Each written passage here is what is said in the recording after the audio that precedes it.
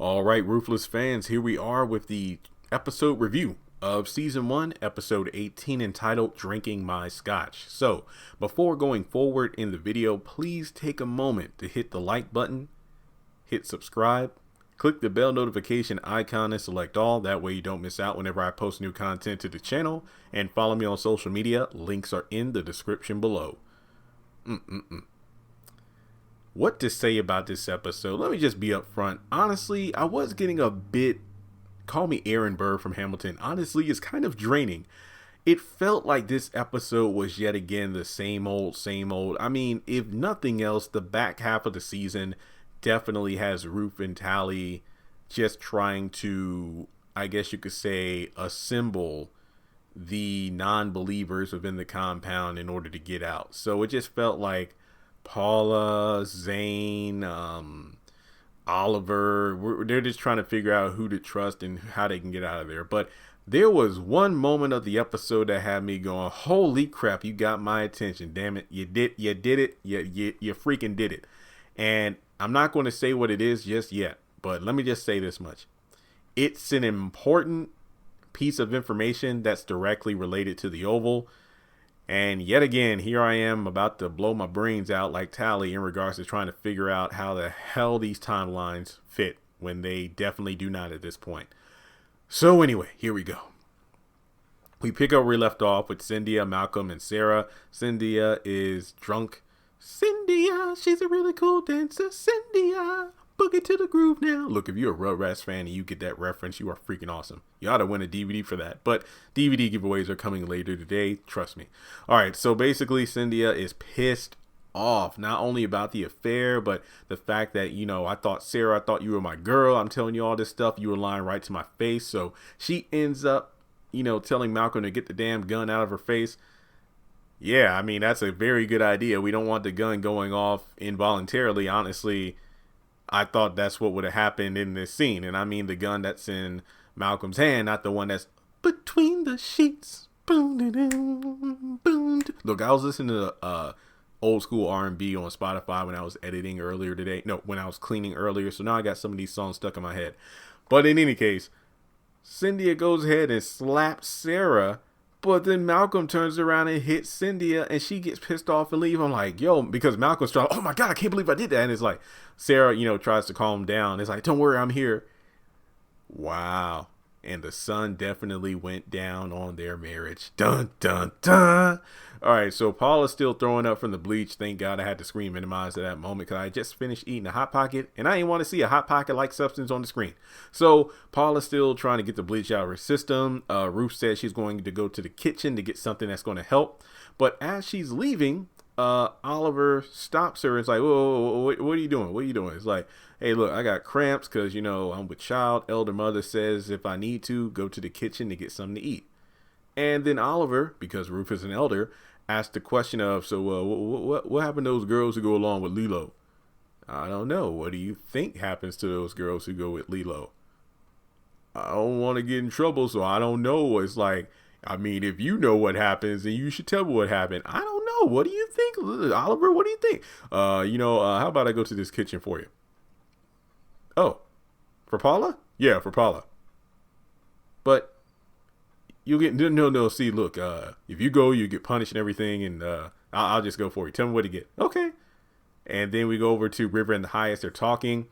The Highest kind of goes back to the whole suggestion about the whole wife situation, and River suggests Ruth. She's beautiful. She's a prostitute. She's a whore. I mean, you don't have to have sex with her. I mean, you could just lay with her. I mean, but the Highest knows that River isn't really telling all the information as to why River even suggested bringing up a wife. Obviously, we know it's because of the gossiping that's going on amongst the cult members, but he doesn't say that. So Daikon comes in, and obviously he's jealous. The Highest wants River to stay, and basically says that, hey, I need the buses ready by the end of the week. I need a couple of the elders. And the children to go to a mission towards the border of Mexico. River's like, ooh, that sounds exciting. Daikon's like, no, it's business. What kind of business? Don't worry about it. Okay. So then Andrew is still not back from the store. The Highest knows something's wrong. He's troubled by that. And Daikon's like, well, I'll let him know as soon as he gets here to come see you. So then River is river dancing for the highest. Look, I know that's a bad pun, but that's all I have for this scene. All right, so then we go to Oliver, who's in the kitchen, and dang it, what's his name? The guy that Ruth is trying to get to. It's not William, is it? Hang on, I feel bad because I should know, because he's been in a lot of episodes in the back half. He's like the nervous kid who's been at the compound since he's been like 14. He's the one who doesn't eat because the highest said he shouldn't eat a lot, but basically he's in there getting food, and then basically he's like, fine, get out of here. It's like, well, no, are you going to tell? Get out of here. Fine, thank you. And then Oliver looks what he needs to get, and then leaves. And all I can think about the whole time is, who stole the cookies from the cookie jar? Who, me? Couldn't be. Then who? All right, so then we go over to Brian and Cynthia. She comes over because she needs to talk with Lynn.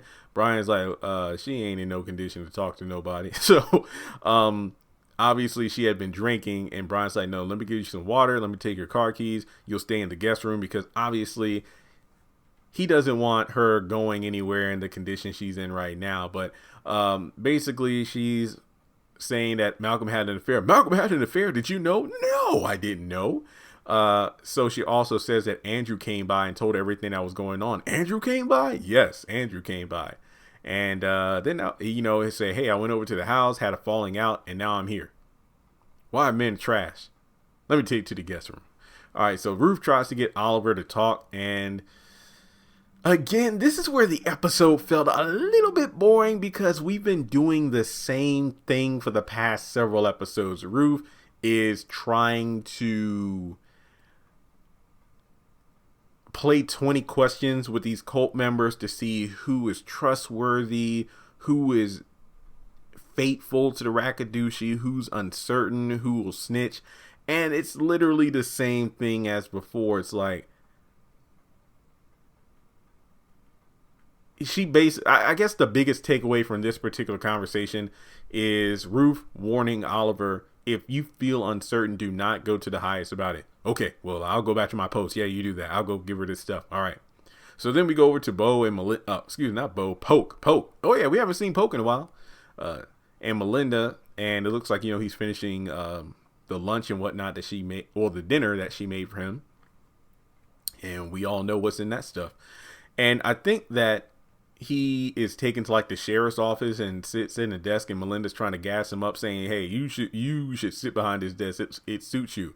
And basically, he's pretty much down on himself, because he's kind of like the joke of the police department, and he'll never be in that position. But basically, after the confidence boost, she tries to persuade him to kind of reveal information about what the sheriff's department knows about the Rakadushi. And, oh, it's exciting. Let me see. And it's like, hey, you ain't supposed to look at that. Okay. I know what we need to do. What? Desk sex. And that's what they do. Each other on the desk. It's kind of like, if, let's say, you wanted to have sex on the desk of a teacher who was mean in school. I don't know. It just feels like that's the equivalent of this. That's all I could think of. So basically from there, we go to Paula, who got the meds or whatever from the kitchen. Apparently Zane was like, hey, that isn't what you said you were going to. Shut the hell up. Okay. I'm sorry, but Ruth and Tally were not having it this episode. It was hilarious. So basically, apparently this should save Paula or something. Then we go over to Ruth and Tally, and yet again, this is like their 27th powwow of the season, where they kind of recap, okay, here's what I did with Daikon. A lot. And I need to do more in order to get on his good side. I'm sorry. Okay, so Ruth is like, all right, so Oliver might want to defect. And then, her and Tally talking about it. Then Zane walks in. It's like, what the hell are you doing up in here, girl? We elders. You eavesdropping? Well, I just wanted to say, get your ass to bed. Well, I know Paula. And tell her what you know, bitch. It's like, what do you want me to talk or not? Well, just say it. Okay.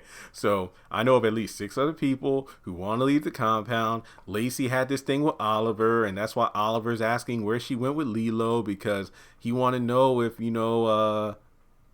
she going to be pimped out and won't be pure. And the fact that Lilo, anytime we go with him, we have to look like young high schoolers to, make some money. And that's all I know. Well, leave until you find some more stuff, and don't eavesdrop on us again. Okay.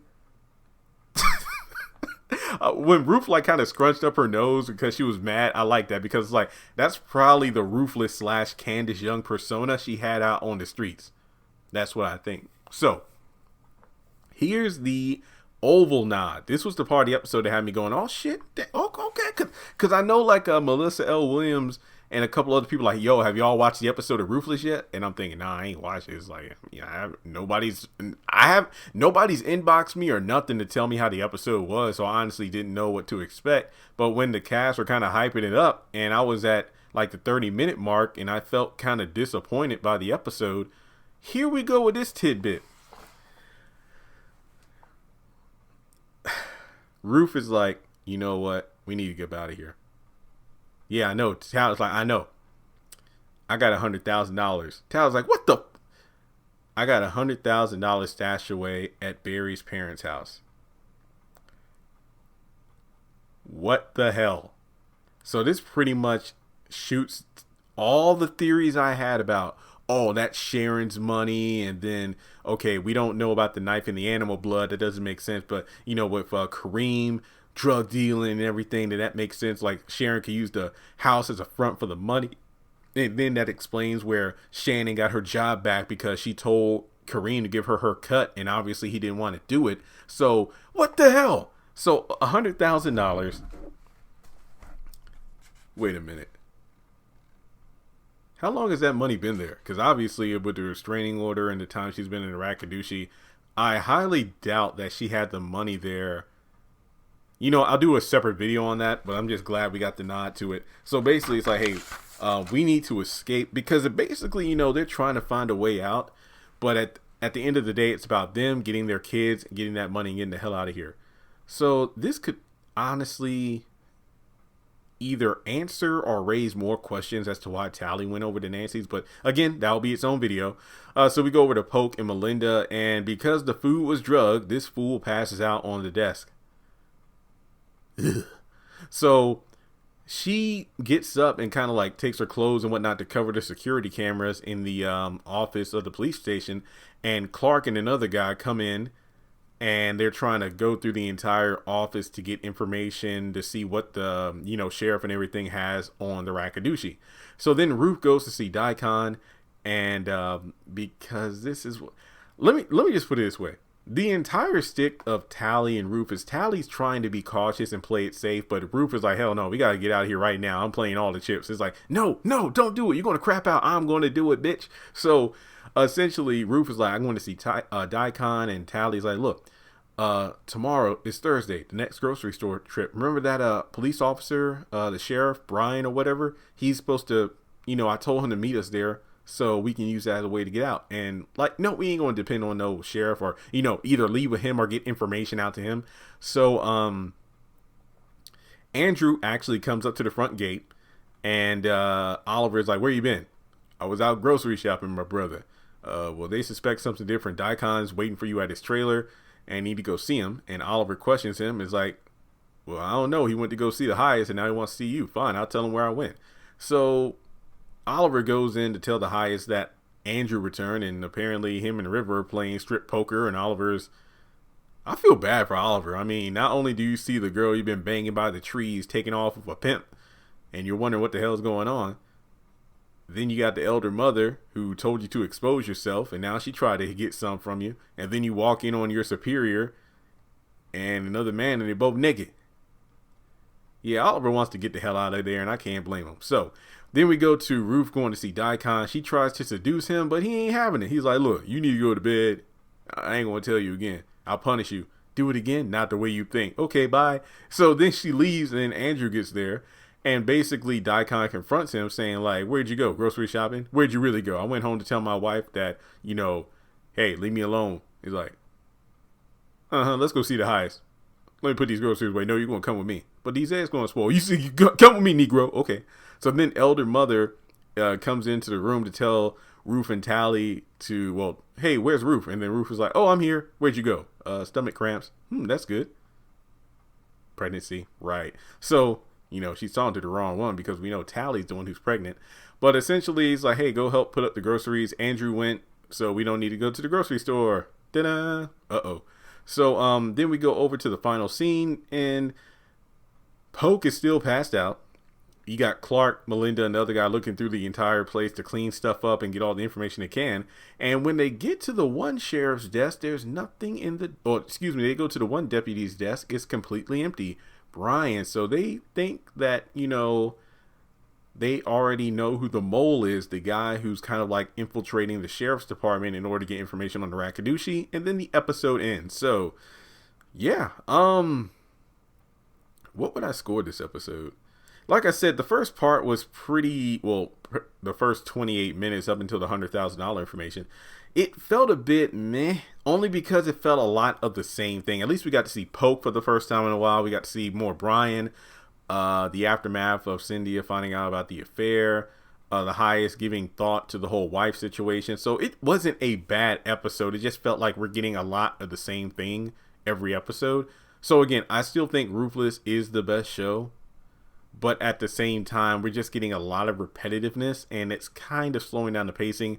Not to mention, we've been on the same day, let alone the same night, for quite a while. So I'm going to give this episode a 7 out of 10. I know that's a bit low compared to my usual scores of 8, 8.5, and 9. But this episode, it teetered on the line of, okay, we're just doing the same thing over and over again. Maybe next week will be better, but we'll just have to wait and see. So let me know your thoughts in the comment section below. What did you think of this episode? It felt kind of weird because of the fact that it wasn't almost 50 minutes long like last week. It was 42. Not a bad thing, but I'm just saying that it definitely felt like, I think I mentally prepared myself for a long episode, but it was shorter. But there we go. So let me know your thoughts in the comment section below. Subscribe and like the video. Shout out to the patrons over on Patreon. You can donate as well for as little as $1 a month, or hit me up on PayPal or Cash App. Thanks so much for tuning in, and I'll talk to you next time.